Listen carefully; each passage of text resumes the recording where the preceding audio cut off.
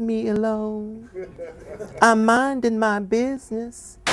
I always knew I was a neighborhood sissy, you know, and thank goodness I learned how to fight early because I had to do it often. The church is like a safe haven for gay people, you know.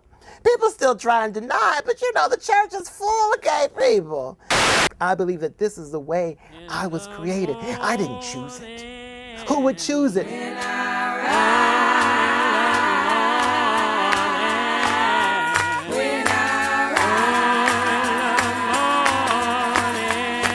The idea for Pouring Tea, the show, really came from my book, Sweet Tea, Black Gay Men of the South. When I started interviewing the men for the project, a lot of them were great storytellers. I mean, just really had me captivated. So we get on down and I never get it. And he started holding me tight and squeezing me, you know, and punching, not punching real hard. And then when I started to transcribe the narratives for the book, I determined that a lot of the stories fell flat on the page.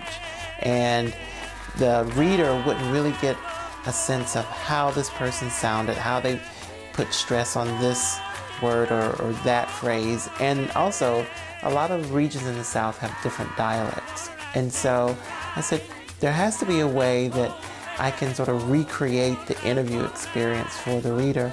And that's when I came up with the idea for doing a show. Well, in the South, tea in the Black gay community means gossip. We also know that sweet tea is a staple drink of the South.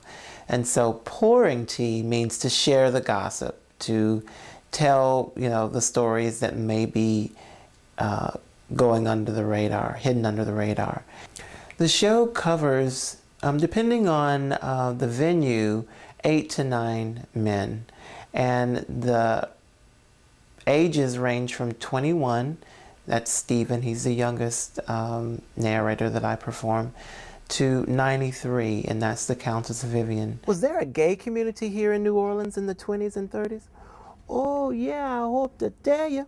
But at that time, I did not know or realize that they had white sissies. Because all the ones that I ever saw was on the other side of the track. Because the railroad used to run way over there, you know, the Southern Railroad along Canal Street, right across beyond Rampart there. And the gay bars were all black. Just like they got today, just like they got lesbians today, they got many, many, many lesbians, all black on that side. Like I said, I didn't know because we didn't see any white gay people because everything was segregated, you know. And he was born in New Orleans in 1912 and continues to live there today in the French Quarter. I love performing the Countess because he's such a gentle soul and really, really funny. One of the more compelling narratives that I perform is that of Chastity.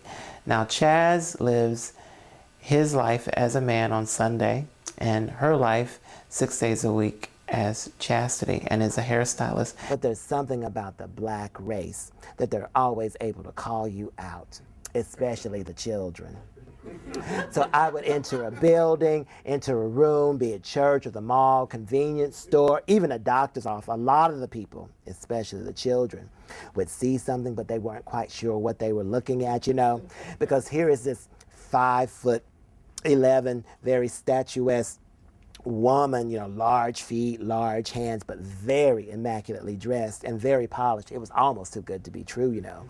No natural woman would look that good, you know, or pay that particular attention to detail. Chaz's story is really wonderful because it talks about her self-revelation.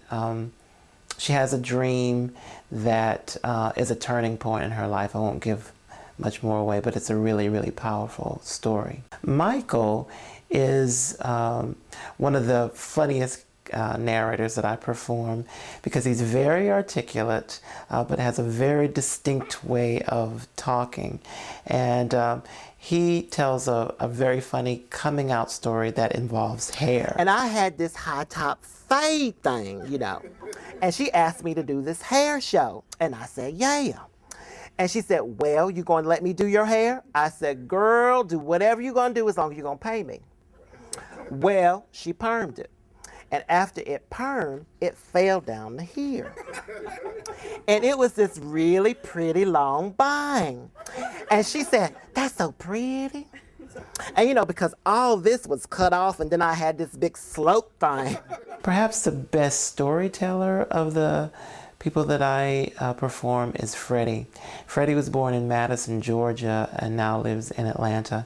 And although Freddie's story is really tumultuous and also heartbreaking, he tells the story with such irony and humor that you can't help but be endeared to him. Have you seen the movie Roots? You know how they held the baby up? I kind of use that analogy.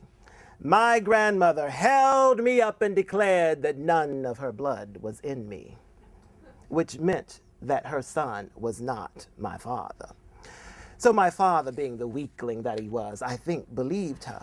The one thing that I hope people come away from the show with is that these men are human. All of them have a very unique story, but that story is a universal story in some ways. One of the things for me that's so rewarding about doing this performance is when I hear people say thank you for sharing these stories.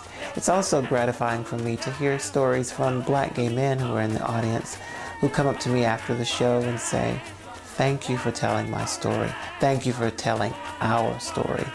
It really lets me know that this work means something.